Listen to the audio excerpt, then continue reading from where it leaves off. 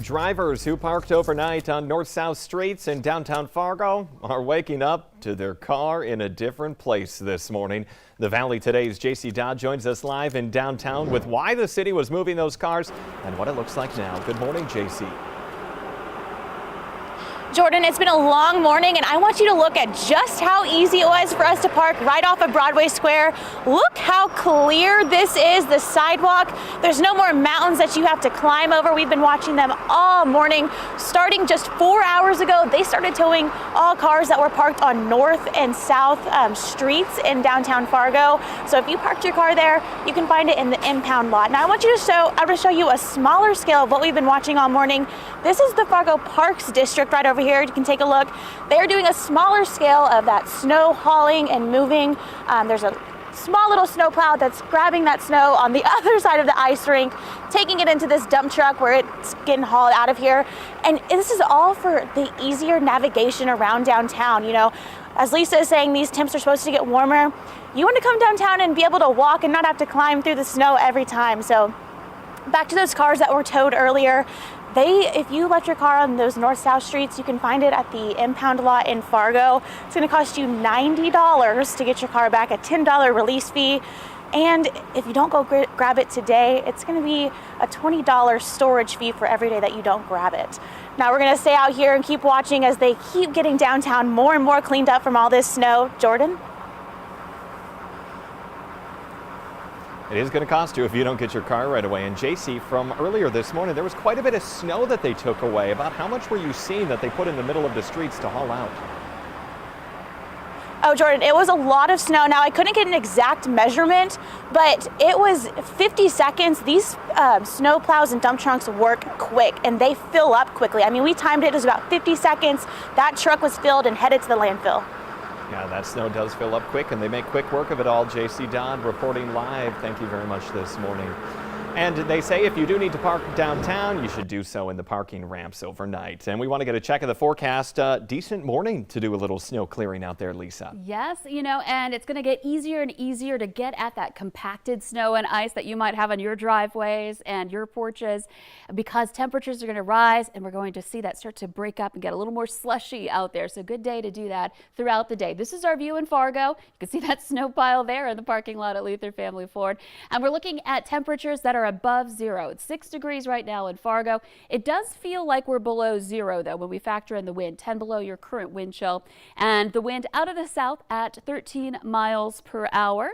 Moorhead at 7 degrees, and I want to point out our sunrise and sunset time. Sunrise still after 8:10 in the morning, but sunset now at 5. So we're finally making our way into sunsets in the 5 o'clock hour as we're gaining daylight little by little heading through the month of January. Looks like we've got some clearing crews in Grand Forks there, and looking at temperatures at 4 degrees. I know that's not that warm, but it is certainly a lot warmer than where we've been. Watch out for that wind though out of the south at 22 miles per hour. It feels like 18 below currently in Grand Forks. So let's take a look at our temperatures around the region. Thief River Falls is at 7 right now, and it's only 3 in Bemidji, but we're at least above zero there, and it's 7 in Fergus Falls. Devil's Lake in the western part of our viewing area, that's where we're looking at some of our warmest air so far, and we're at 17 degrees in Devil's Lake right now. So it is a warm start to our day there, and we'll continue that climb as that westerly wind eventually takes over. So mostly cloudy skies to start off today. This will move eastward. We do have some clearing out to the west. We'll get some of that sunshine taking over for later this morning. So looking pretty good here for today. Expect to see temperatures on the rise back into the low 30s for Fargo. So it's going to be feeling pretty good as we make our way into the afternoon hours. Expect to have some breezy conditions through the afternoon. We're going to see some gusts into the 30s and 40s this afternoon, perhaps into the evening hours. So that means for drive time tonight, watch out for a westerly wind impacting you. And in addition to that, so we will have temperatures starting their slide. So things that are road conditions that are initially kind of slushy and sloppy will once again freeze back over and get icy again. So watch out for that tonight. Temperatures tomorrow morning will be starting in the teens. And then over the midweek time frame, we're looking at a couple of quick moving waves moving through some disturbances that should be fairly light, but we'll have to watch out for those as we continue on through the week. And then Thursday and into Friday, that's when we'll see our next chance for some measurable snow. So we'll have to watch out for that for you. But it doesn't introduce an Arctic blast behind this system like we've seen recently. Sure, we'll cool down on Saturday, but nowhere near where we've been. So we're kind of turning the corner right now as we're heading into the second part of the month here. My favorite thing you've said, nowhere near where we have been. I don't want to go back to that for a while. Me either. All right, thank you, Lisa. And if you enjoy today's warmer weather to clear away some snow, don't forget about the gas meter. They have a vent that regulates the pressure, but it needs to be unobstructed to work properly. If it's blocked, it could lead to a service interruption. At the worst, it could lead to a gas leak, and that could cause a fire or even an explosion. The fix is pretty simple. Just gently brush away any snow from the meter. And while you're at it, look up at your house to see if there's icicles or snowdrifts on your roof that need to be removed. You don't want them falling on the meter either. Flags in Minnesota are at half-staff today to honor a firefighter who passed away. Captain Andy Loso served for 20 years with the St. Joseph Volunteer Fire Department. He passed away this fall from a medical problem related to his service. There's no changes at Fargo's face mask mandate. City commissioners last night turned down a motion to reinstate the requirement. Board members and a public health official say unless the entire city and all the schools are on board, a mask mandate wouldn't make much of a difference. Do mandates work? Yes, but they only work if that is a consistent strategy throughout the community.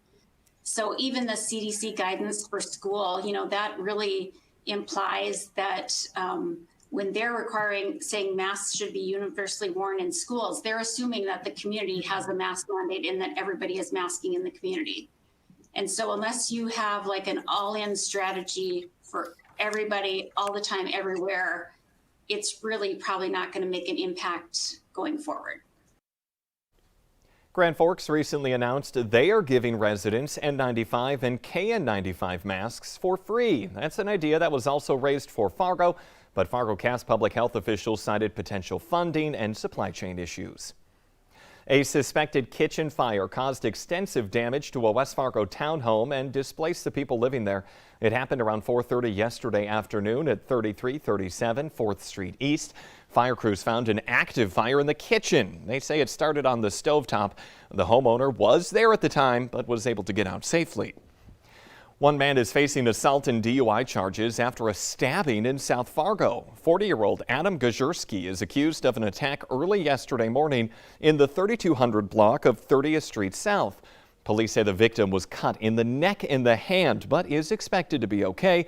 They say the two do not know each other.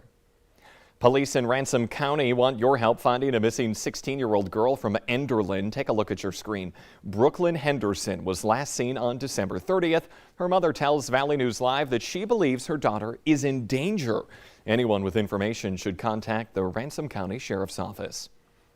Firefighters are letting a North Dakota oil well fire burn itself out. The Divide County Sheriff's Office says the well exploded and then caught fire yesterday near Granora. That's in northwestern North Dakota. The storage tank holds about 1,300 barrels of oil. There are no injuries and no word yet on what caused that major explosion. You should be careful near 13th Avenue and 45th Street South in Fargo. The North Dakota Department of Transportation says it's one of the most dangerous intersections in the state. There were 76 car crashes between 2018 and 2020, 44% of them during wet and snowy conditions.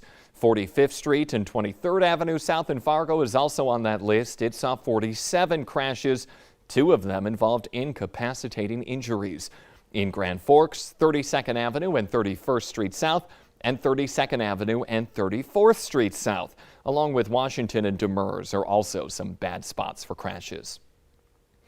A West Fargo man is urging homeowners to pay closer attention to their water meters after an unnoticed leak at their house racked up the water bill to more than $2,000.